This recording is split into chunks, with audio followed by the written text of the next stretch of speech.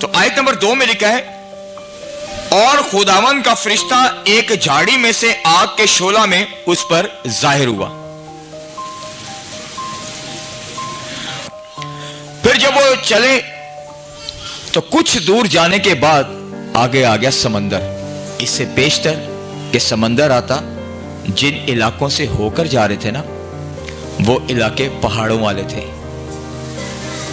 چوٹیوں والے, جہاں سے قوم بنی اسرائیل اپنے بزرگوں اور اپنے بچوں کے ہمراہ موسیٰ کی قیادت اور خدا کی رہنمائی میں گزرے. پھر جب آگے گئے تو وہاں پر آ گیا لال سمندر, کلزم آ گیا. اب بڑی مشکل. تو ملی جلی بھیڑ کے اندر جو لوگ تھے تو انہوں نے تیش میں آ کر نا اکسانے کی کوشش کی, کیا وہاں قبریں کم تھی جو ہمیں تو یہاں سمندر میں مارنے کے لیے لے آیا, ہم وہیں اچھے تھے وہیں مر جاتے. تو موسیٰ نے کہا چپ چاپ کھڑے رہو اور خدا کے کام دیکھو. خدا نے موسیٰ کو کہا کہ میں نے ان کا بڑ بڑانا سن لیا ہے, اب تیرے ہاتھ میں جو عصا ہے اپنا ہاتھ بلند کر. اور جب موسیٰ نے یہ ہاتھ بلند کیا تو اس دریا کے سمندر کے 2 حصے ہو گئے. وہ لال سمندر ریڈ سی جسے کہہ رہے ہیں اس کے 2 حصے ہو گئے. اسے آج کے دور میں نوئیبا بیچ کہتے ہیں, ریڈ سی. تو نوئیبا بیچ کے کنارے سے وہ جب کراس کر کے دوسری سند گئے, آپ کو پتا ہے وہ کون سے علاقے میں گئے؟ وہ سعودی عرب میں گئے تھے, وہ عرب کے ملک میں آ گئے. یہ وہ علیم ہے جہاں پانی کے 12 چشمے اور کھجور کے 70 درخت تھے اور وہیں پانی کے قریب انہوں نے اپنے ڈیرے لگائے.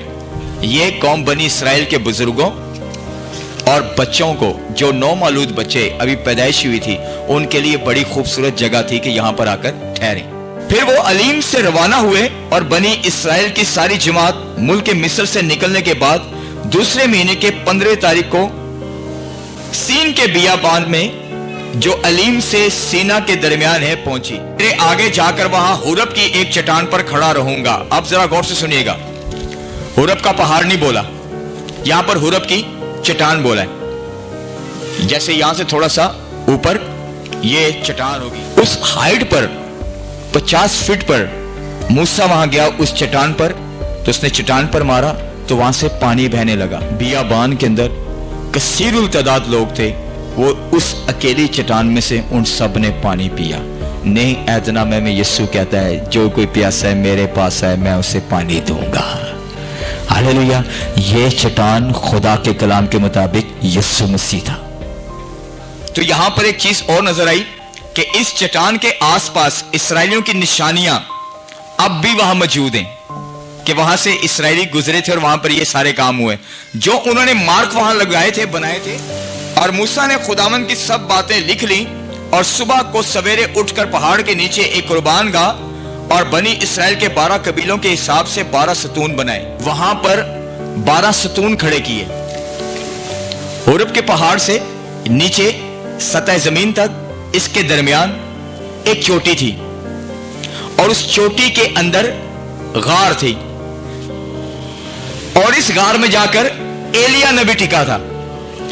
تب موسیٰ اور ہارون اور ندب اور ابیو اور بنی اسرائیل کے 70 بزرگ اوپر گئے اور انہوں نے اسرائیل کے خدا کو دیکھا اور اس کے پاؤں کے نیچے نیلم کے پتھر کا چبوترا سا تھا جو آسمان کی مانند شفاف تھا.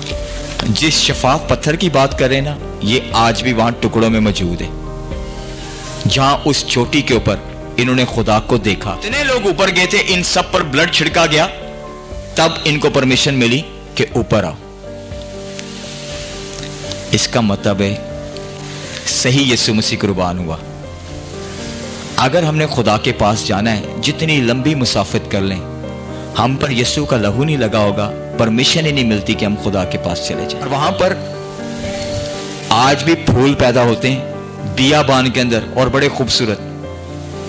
اس کا مطلب ہے کہ خدا زندگی دے سکتا ہے بیابان میں بھی, کھلا پلا سکتا ہے.